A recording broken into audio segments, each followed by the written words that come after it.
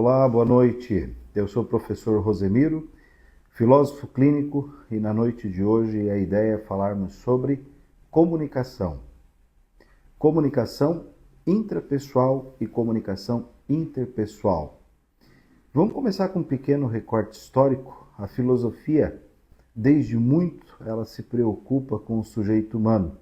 O primeiro a se preocupar com o sujeito humano é Sócrates, que ao invés de fazer perguntas sobre o mundo, como os filósofos pré-socráticos, virou-se para si mesmo e pergunta-se a respeito do homem, de como ele aprende, de onde vem o conhecimento, e desde então a curiosidade sobre o sujeito humano aumenta e aumenta cada vez mais na tentativa de encontrar respostas que possam nos dar um horizonte melhor de como o ser humano funciona, quais são suas características e como é que ele pode viver melhor. Dentre as diversas curiosidades, surge ao longo da história da filosofia, em diversos momentos, a pergunta sobre a comunicação. Como que o ser humano pode se comunicar melhor?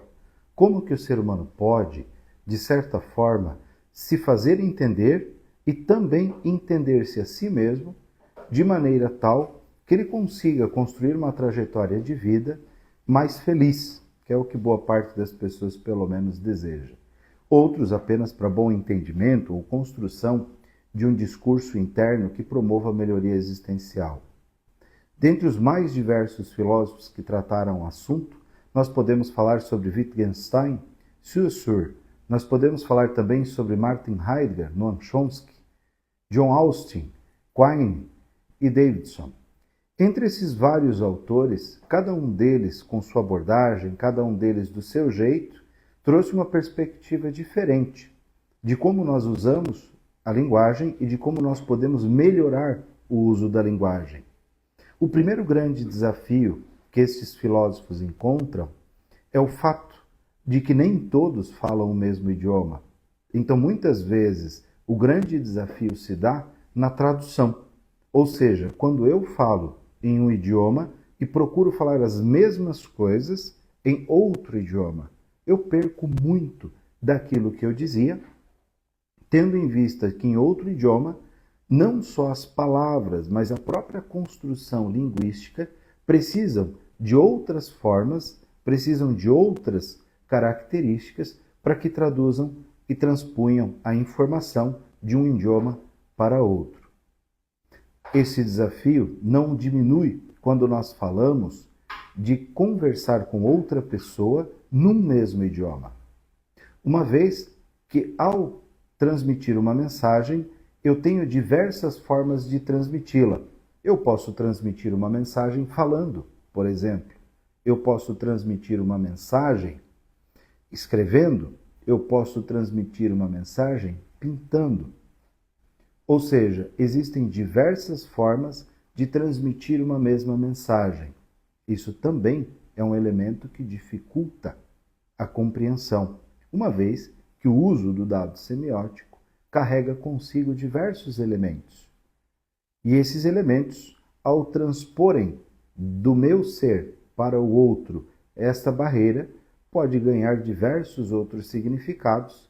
E esses significados podem desde mudar totalmente o significado, quando inclusive podem não ser compreendidos. Bom, colocadas essas primeiras questões de maneira muito simples, de maneira muito tranquila, quem tiver perguntas, quem tiver dúvidas, pode mandar ali no privado, pode mandar essas questões, que ao final a gente vai ter um espaço para responder as perguntas que se apresentarem, ok? Considerando então os mais diversos filósofos, entre os quais eu vou escolher dois deles para falar um pouquinho. O primeiro deles, Wittgenstein. Wittgenstein é um sujeito austríaco que nasce em 1889 e ele tem um trabalho belíssimo na área da linguagem. A primeira parte do seu trabalho como filósofo da linguagem foi escrever um grande e muito importante livro que dizia como as pessoas deveriam se comunicar para que pudessem, então, ter o melhor entendimento possível. Este filósofo se torna rapidamente reconhecido e, a partir deste reconhecimento, ele ganha, então, a oportunidade de trabalhar na Inglaterra. Ganha uma cátedra na Inglaterra, onde se torna um bom e reconhecido filósofo da linguagem. No entanto, este primeiro momento da vida de Wittgenstein tem um desdobramento interessante.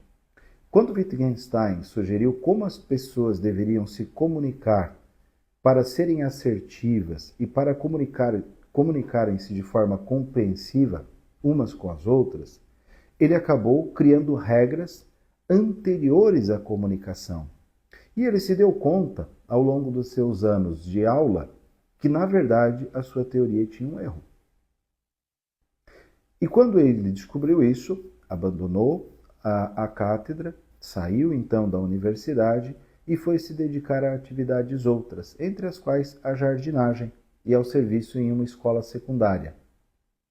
Esse seu trabalho e as suas viagens, enfim, e todo o seu movimento, né, pelos países e até mesmo por diversas atividades profissionais, fez com que, ao observar as pessoas se comunicando no dia a dia, né, se desse conta de algo muito simples.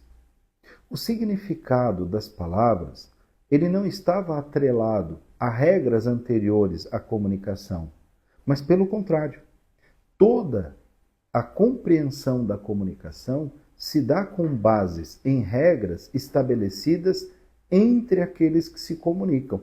E aí, então, ele vem para uma segunda grande obra da filosofia, que trabalha os jogos de linguagem. Então, cada grupo de pessoas, ou até mesmo duas pessoas comunicando entre si, ao estabelecer com clareza os jogos linguísticos que mediam a comunicação, elas conseguem comunicar-se e compreender-se de maneira tal que não precisam dos significados das palavras de dicionário e de quaisquer outros meios anteriores àquele momento da comunicação. O grande passo que é dado aqui por Wittgenstein é sugerir que a compreensão da comunicação ela se dá com base em elementos outros que estão para além da linguagem propriamente dita, que estão na cultura, nos hábitos e costumes, no repertório e em diversos outros elementos que perpassam a comunicação em si quando as pessoas fazem uso da linguagem. Wittgenstein sugere, então, que a boa comunicação se dá quando as pessoas estabelecem as regras a partir das quais a comunicação acontecerá, como em uma empresa, por exemplo. Quando uma empresa tem profissionais de muitas áreas, de diversos conhecimentos, diversas culturas, hábitos, costumes e, inclusive, em alguns casos, outros idiomas, é necessário a criação de uma cultura a partir da qual se assentem os elementos linguísticos, aonde o jogo em curso diga às pessoas, quaisquer que sejam elas dentro do ambiente organizacional, quais são as regras que regem a comunicação. Ou seja, qual é o significado de cada palavra? Como ela participa de uma frase? Como ela participa de uma conversa? E o que ela pode gerar? O que ela comunica? Esse é um ponto em Wittgenstein que sugere, então, a criação de um ambiente linguístico em que todos conheçam as regras e, a partir, então, do qual todos se comuniquem de forma que quem fala e quem escuta entendam e consigam ter a compreensão e o endereçamento dessas informações. O segundo filósofo do qual eu vou comentar é John Austin. John Austin, ele sugere que a comunicação ela tem 3 estágios. O primeiro estágio é o locucionário. O locucionário é quando a pessoa fala. O ilocucionário é quando a pessoa ouve e compreende. Na verdade, aqui é a parte do significado. E existe o perlocucionário, que é o que essa pessoa interpreta daquilo que ela recebeu como informação. Ou seja, o significado que ela atribui à fala. Nesse ponto, quando a gente fala de John Austin, ele está sugerindo, então, que nós temos 3 estágios na comunicação. Isso quer dizer, entre outras coisas, que quando eu falo, não é o que eu falei que vai ser interpretado e que vai sugerir o entendimento. Nesse ponto, nós vamos trabalhar de modo muito simples aquilo que nós temos em filosofia clínica, que são os dados de semiose. Quando nós usamos a linguagem, nós usamos ela como forma de interação. Como Wittgenstein colocou, existem regras para essa comunicação. E como John Austin coloca, nós temos estágios de comunicação, que não é só quem fala, mas é o que fala, como isso é significado e como isso é compreendido. Em filosofia clínica, quando nós falamos em dados de semiose, nós falamos daquilo que nós usamos intencionalmente para nos comunicar com outras pessoas. O signo que eu utilizo para dar sentido àquilo que eu quero comunicar, facilitando de maneira muito tranquila. Semiose, por exemplo, é a fala. Fala é o signo que eu utilizo para me comunicar com outra pessoa. Mas esse signo não pode ser só a fala, ou não precisa ser só a fala. Eu posso me comunicar, por exemplo, escrevendo, como coloquei anteriormente. Eu posso me comunicar pintando. Porém, é interessante que os dados de semiose, eles vão muito além daqueles formais que nós conhecemos, como acabei de citar, a fala, a escrita e a pintura. A comunicação pode ser feita cantando, dançando, cozinhando, limpando, fazendo jardinagem e tantas outras formas quanto possíveis. O ponto aqui que é preciso que nós tenhamos o grande cuidado é que é semiose somente quando nós escolhemos aquele signo como forma de comunicar o que está em nós. Ou seja, eu tenho comigo amor e quero comunicar este amor para com a minha esposa. E eu escolho o dado semiótico escrito. E então eu sento e redijo uma carta e a entrego. Muito bem. Minhas emoções, meu amor, o meu afeto pela minha esposa será manifesto via dado de semiose escrito e ela o receberá em uma carta. No entanto, eu posso ainda usar um outro dado semiótico. Caso seja interessante, e a pessoa obviamente tenha, ela pode cantar, ou seja, eu posso pegar um violão e cantar o amor que tenho pela minha esposa. É um outro dado semiótico, é uma outra forma de comunicar. No entanto, aqui eu estou falando do dado de semiose e não da mensagem a ser transmitida a partir dele, que neste caso é o meu amor por ela. Vamos considerar o seguinte: quando nós falamos de dado de semiose, nós temos dois pontos. Eu vou colocar um deles aqui de maneira muito simples. Quando eu me comunico, eu não me comunico somente para fora. Em muitos dos casos, a minha comunicação, ela acontece comigo mesmo. Ou seja, internamente, como eu me comunico comigo mesmo? Algum de vocês pode estar dizendo assim, mas professor, eu me comunico comigo mesmo pensando. Mas é usual que a maneira como nós aprendemos a ler faz com que a nossa comunicação interna seja verbal, como se fossem duas pessoas falando. E algumas pessoas, inclusive, têm o hábito de conversar em voz alta. Falam para fora, ouvem o som da própria voz e ficam então ruminando essa voz que ouviram e pensando. Ou seja, é uma comunicação verbal. O grande porém aqui é, será que a comunicação verbal é o melhor jeito de você conversar com você mesmo? Algumas pessoas, por exemplo, deveriam mandar e-mails para si mesma. Parece pouco interessante, inclusive não tão prático. Mas pense só, em muitas vezes, a maneira como uma pessoa pensa é errática, é torta. Deixe-me explicar um pouco melhor. Algumas pessoas, quando conversam consigo mesmas, na falta de uma estrutura de discurso bem formatada, cada vez que ela começa a pensar, ou seja, conversar consigo mesma, ela chega a uma conclusão diferente. Porque quando ela começa a pensar, as ideias se misturam. E como química, cada vez que ela começa um pensamento, ela mistura palavras, mistura os termos, mistura as ideias de um jeito diferente e chega a uma conclusão diferente. E às vezes fica em dúvida, titubeia, fica insegura. Em muitos dos casos, a falta de qualidade de uma conversa interna faz com que a pessoa não consiga escolher a profissão, tenha dúvidas se ama a pessoa com quem convive, e algumas vezes fica insegura de si mesma, se tem capacidade e condição de assumir um novo desafio na empresa. Em alguns casos, inclusive, fica em dúvida se não é maluca. Porque no final das contas, em muitos dos casos, essa conversa não tão usual, em alguns casos bem esquisita, faz com que a pessoa não consiga, de fato, se sentir segura de que a resultante da sua conversa interna seja um bom endereço para as suas ações. Esse é um dos pontos que para muitas pessoas é difícil.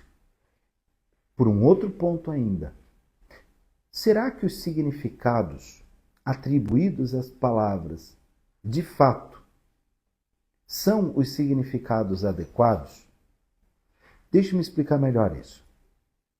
Algumas pessoas, por exemplo, vão ao terapeuta, ou vão a uma conversa na empresa, ou vão à casa de um amigo e dizem: olha, eu ando me sentindo mal, eu não estou muito bem, eu estou me sentindo por dentro meio ruim e eu não consigo entender de fato o que é. E muitas vezes essa pessoa já conversou consigo mesma várias vezes, do tipo: mas o que será que é isso? O que eu estou sentindo? Aí alguém diz: isso é ansiedade. Muito bem.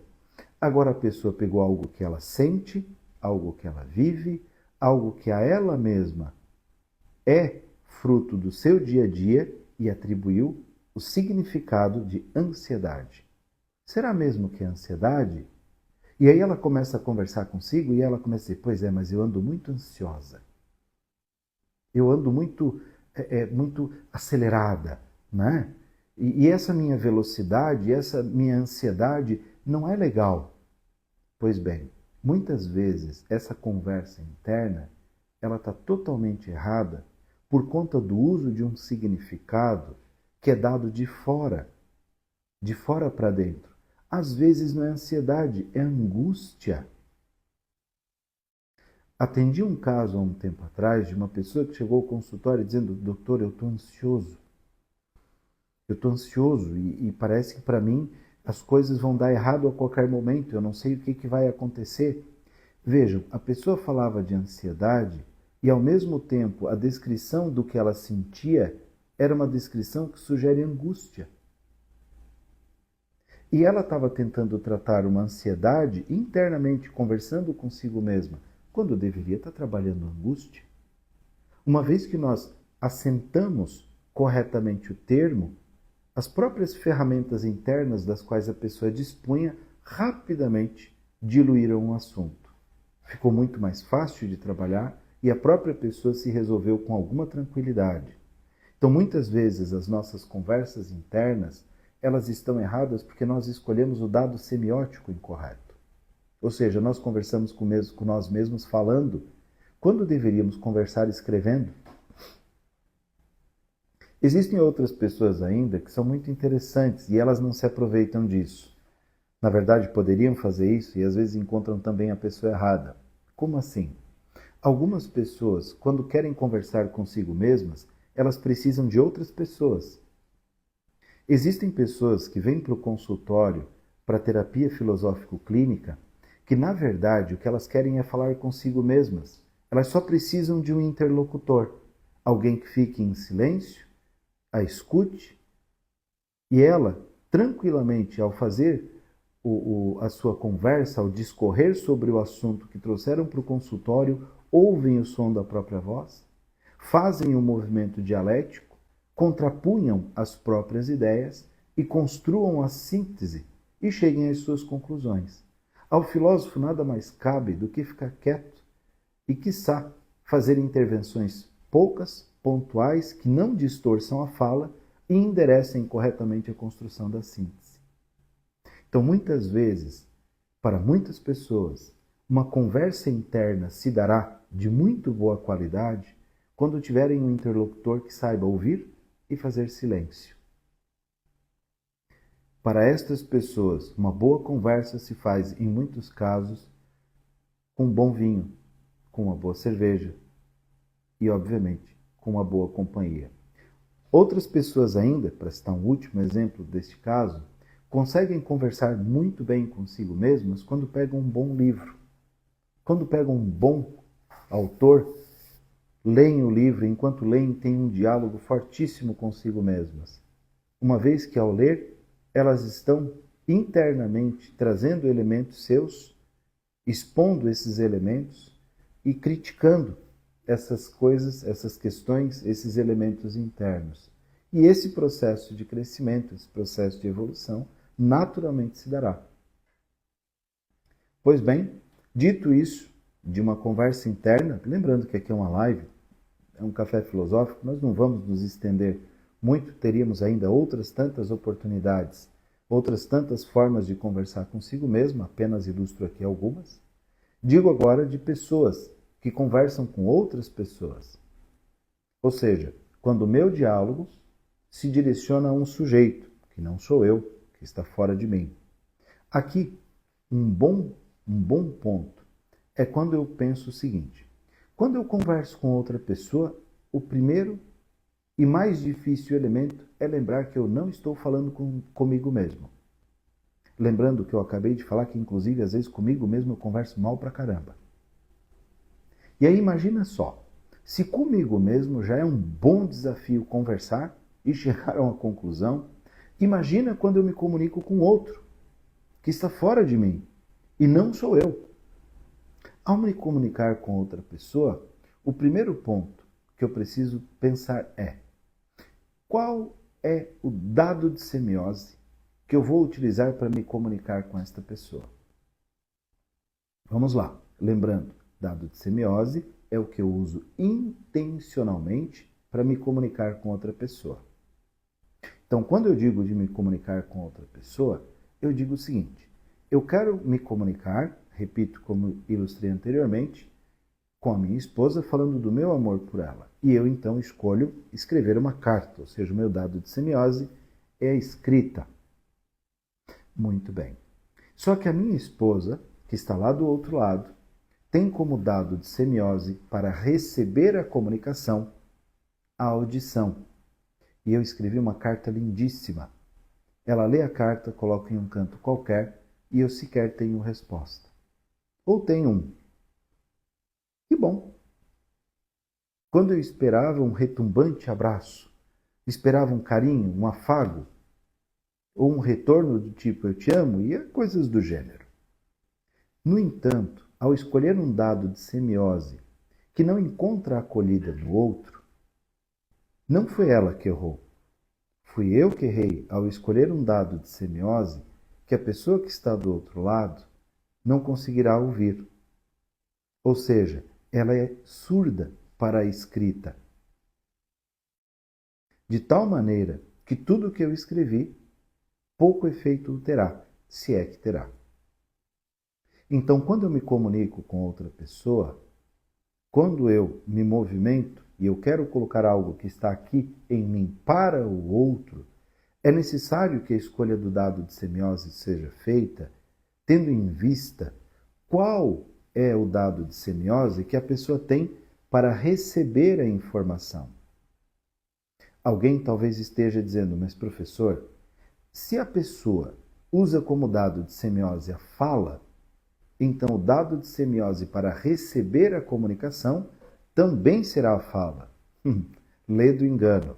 Em muitos casos é muito diferente.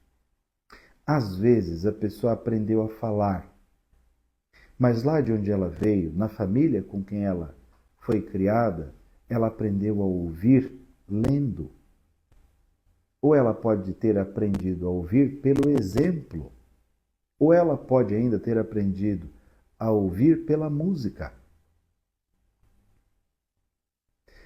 Alguns podem dizer: professor, tudo bem, eu estou entendendo o que o senhor está dizendo, isso é muito legal na teoria, mas na prática, como é que a gente faz? Como é que isso funciona? É muito simples. Quando uma pessoa demonstra ter ouvido, identifica, como é que ela cita o conhecimento adquirido ou a informação recebida. Como a pessoa, por exemplo, assim, entendi quando li no livro tal. Opa, então o entendimento ou a apreensão da informação vem pela leitura. Ou a pessoa diz, olha, ouvi tal pessoa dizer, Muito bem, talvez aqui o dado de semiose pelo qual ela recebe a informação seja a fala. Qual que é o grande desafio aqui e por que a importância do dado de semiose? Imagina um casal. Aqui, onde eu trabalho, ao longo desses anos todos, não foram poucos os casais com os quais eu trabalhei. E muitos deles, a grande dificuldade não estava no que eles têm em diferença, no que eles têm em comum, nas questões que vinham aí do dia a dia do relacionamento. Muitas das vezes, a dificuldade deles estava na comunicação, a escolha incorreta dos dados de semiose. Imagina um marido que tem o ouvido por escrito, que desde muito cedo aprendeu a ouvir lendo, quando do outro lado ele tem uma esposa que aprendeu a usar como dado de semiose de comunicação, para colocar para fora as suas questões, a fala. E aí, às vezes, depois de diversas conversas, ela diz o seguinte, mas você não me ouve. E de fato, ele não está ouvindo mesmo. Aí, muitas vezes, essa esposa, já em fim de relacionamento, as coisas se deterioraram, o relacionamento já não é mais aquele, a esposa escreve uma mensagem quase que de despedida. Aí o sujeito, emocionado, incomodado, inclusive consigo mesmo, procura a esposa e diz, mas você nunca me disse essas coisas. A esposa diz, mas como esse sujeito é doido? Bebeu alguma coisa? Bateu a cabeça? E faz muitos anos que eu falo a mesma coisa. Muito bem, mas nunca falou para o ouvido dele. Em muitos casos, a comunicação no relacionamento, ela funciona diferente. Às vezes a esposa, para se comunicar com seu marido, precisa mandar um e-mail. Hoje em dia, fazer uso do WhatsApp. E outras vezes, esse mesmo marido vai precisar falar. Às vezes o marido pode entender que os seus gestos, né, colocar, às vezes, o sustento em casa, prover a família financeiramente, dar à esposa aquilo que ela gosta, e às vezes a esposa também entende que as suas atitudes dentro de casa denunciam o amor que um tem pelo outro. No entanto, não é assim que funciona.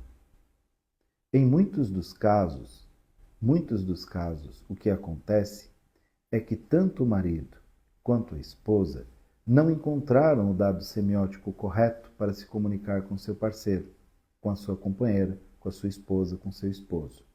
O que é importante entender aqui é que a escolha do dado de semiose correto faz com que um fale e o outro ouça. Essas traduções internas, elas são feitas das mais diversas maneiras. O grande ponto que se coloca aqui como um desafio é você conhecer a pessoa com quem você convive, para que você escolha o dado de semiose correto e possa comunicar-se corretamente. Caso o contrário, você vai ser uma voz pregando no deserto, porque você não escolheu o dado de semiose que a outra pessoa tem como dado semiótico da escuta. Esse desafio se amplia ainda mais se, ao invés de escolherem dados de semiose e procurarem transmitir a informação, as pessoas tomem a fala com incômodo, tomem a fala como um desafio. E em outros casos, inclusive, ao invés de falar de coisas, se fale da pessoa. Isso dificulta ainda mais, torna muito mais difícil, porque a comunicação ela fica impregnada de elementos afetivos, perde a objetividade e, inclusive, em muitos casos, perde-se a escuta. Um último ponto que quero tratar aqui ainda, antes de abrir para as perguntas, é que muitas vezes a nossa comunicação, aquilo que realmente importa, aquilo que nós precisamos dizer, não pode ser dito por nós. Muitas vezes, mesmo no uso do dado de semiose correto, nós não temos, não é só autoridade, mas muitas vezes a pessoa que nos ouve vai usar uma frase mais ou menos assim: quem é este para falar destas coisas? Né? Quem seria o sujeito? Muitas vezes o profeta não pode pregar em sua terra. E como que eu faço então, quando além do uso do dado de semiose, eu ainda não tenho autoridade para falar? Ou seja, não sou eu quem precisa comunicar estas coisas. Em muitos casos existem questões muito legais. Em filosofia clínica nós chamamos de informação dirigida, que é quando a pessoa, ao invés de falar, ela sugere um outro meio a partir do qual a mensagem possa ser compreendida. Há algum tempo atrás, atendi uma pessoa que ela tinha muita dificuldade para conversar com seu marido. O marido é um sujeito letrado, com muita experiência, com muito recurso e um ouvido muito ruim. Por que o ouvido dele era ruim? Porque ele não considerava a própria esposa capaz de lhe dizer, capaz de lhe dar algum tipo de conselho ou orientação. Depois de algumas conversas no consultório, nós chegamos a uma solução bem legal: o uso de informação dirigida. Então, muitas das coisas que ela gostaria de dizer ao marido e que não tinha condição de dizê-lo porque o ouvido dele não estava aberto a ela para que falasse, ainda que escolhesse o dado de semiose correto, o que nós então elaboramos juntos? Ela passou a comprar livros. Tudo aquilo que ela precisava dizer para o marido, ela comprava um livro sobre aquele assunto. E uma vez que o marido lia o livro, ele começava então a trazer aqueles assuntos para ela. Digo, olha, tal autor disse tal coisa, então isso eu acho que nós precisamos mudar aqui em casa. Sobre comportamento, sobre alimentação, sobre educação dos filhos, sobre, às vezes, relacionamento com a própria esposa e consigo mesmo. Então, os dados de semiose, o uso de informação dirigida e o uso de diversas ferramentas e instrumentos linguísticos garantem uma comunicação assertiva, não só consigo mesmo, mas com as pessoas com as quais nós convivemos. Tanto quanto possível, e dentro daquilo que é o nosso processo de comunicação, o ajuste dos dados de semiose garante com que eu consiga me comunicar bem comigo mesmo. Se tiver alguma dificuldade, se tiver algum problema, se tiver algum empecilho para melhorar a comunicação consigo mesmo, às vezes até por falta de uma boa conversa interna, procura alguém que possa te ajudar com isso. Filósofos clínicos, por exemplo, são muito bem preparados para isso. Se você tem dificuldade para conversar com sua esposa, em alguns casos, um bom papo com ela mesma a respeito da comunicação é um bom caminho.